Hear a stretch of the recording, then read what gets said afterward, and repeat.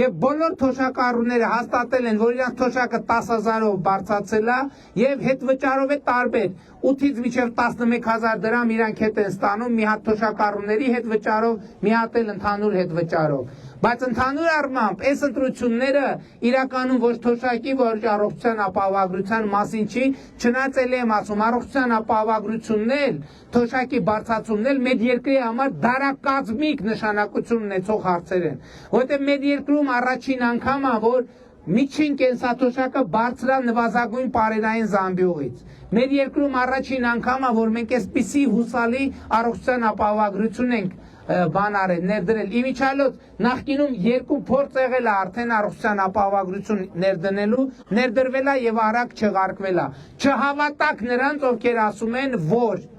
ընտրություններից հետո առողջության ապահովագրությունը չեղարկվելու է։ Դա բացառված է։ Մենք այսօր Տիկին Ավանեսյան, ուր եք, Տիկին Ավանեսյան։ Տիկին Ավանեսյան։ Անահիտ Ավանեսյանը առողջապահության նախարարը, ով